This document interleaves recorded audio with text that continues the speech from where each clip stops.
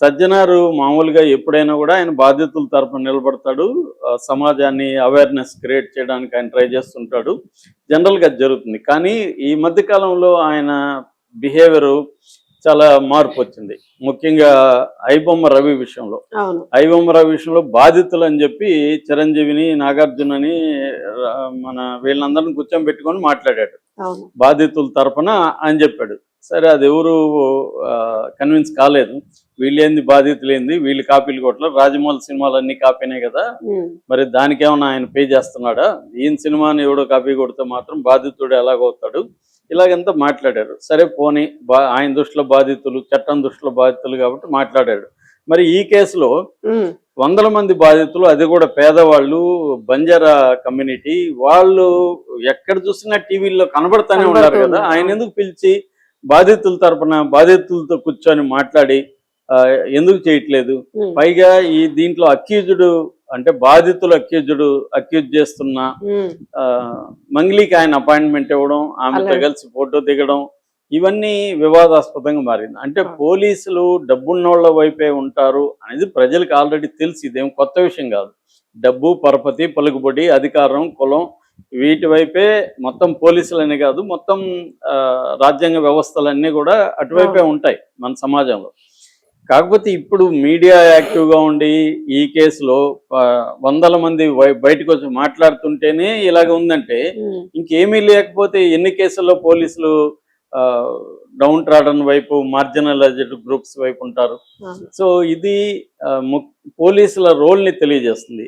ఇప్పుడు ఈ డీసీపీ ఇచ్చిన స్టేట్మెంట్ కావచ్చు, లేకపోతే ఈయన బిహేవియర్ కావచ్చు, సజ్జనార్ బిహేవియర్ కావచ్చు, ఇవన్నీ కూడా జనంలో అసలే అంతంత మాత్రం నమ్మకం ఉన్న పోలీస్ డిపార్ట్మెంట్ మీద ఉన్నది కూడా పోయింది. అంటే మంగ్లీ ఇక్కడ బాధితురాల్లాగా ఆమె విక్టిమ్ హుడ్ ని చేస్తుంది. సరే, ఆమె నిజంగా ఆమెకు సంబంధం లేకపోవచ్చు, తనని కలిసి తనతో క్లోజ్ గా ఉన్నట్టు నమ్మించి చాలా మంది దగ్గర మధు వసూలు చేసి ఉండొచ్చు. అప్పుడు ఆమె ఏం చేయాలి? మధు మీద ఆమె పోరాటం ఉండాలి. మధు చుట్టూ ఎవరైతే ఉన్నారో గ్రూపు, వాళ్ళ మీద ఆమె పోరాటం ఉండాలి. ఇది కొన్ని వందల మంది మధ్య చెప్తున్నారు అందరూ, మీడియా ప్రతి ఒక్కరూ ఇదే నేను చెప్పేదే చెప్తున్నారు అందరూ కూడా. కానీ ఆమె అవన్నీ పక్కన పెట్టి మీడియాను కూడా నిందించే దూరంలో, మీడియా అంతా తనకేదో అన్యాయం జరిగిపోతుందని మాట్లాడుతున్నారు. ఇదొక యాంగిల్. రెండో యాంగిల్ ఏంటంటే, ఇక్కడ తెలుగుదేశం, వైసీపీ వాళ్ళిద్దరూ ఎక్కడున్నా వచ్చేస్తారు. వాళ్ళు ఏ ఇష్యూలకైనా వాళ్ళిద్దరు రెండు వచ్చేస్తారు. ఈమెందంటే గతంలో జగన్తో పనిచేసింది, ఈవెన్ భక్తి ఛానల్లో కూడా పనిచేసింది.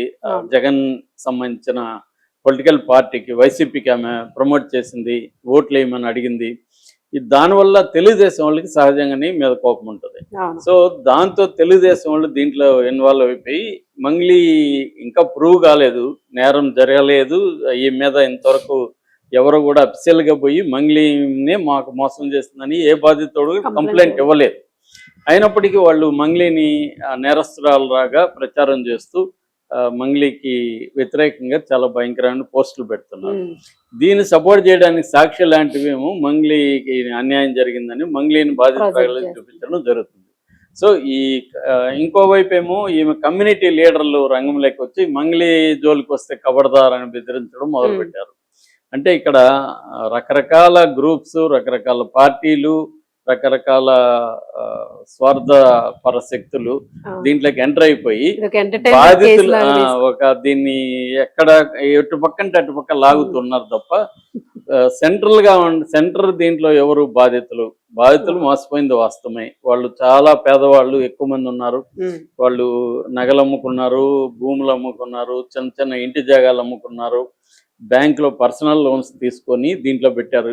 ఎందుకంటే ఒకటే ఆశ, మనకి 5 లక్షలు పెడితే 25,000 నెలకి 42 నెలల పాటు ఇస్తాను, తర్వాత 102 గజాలు ల్యాండ్ ఇస్తాను, 5 లక్షల ఇన్సూరెన్స్ ఇస్తాను, ఇవన్నీ ఇతను నమ్మించగలిగాడు.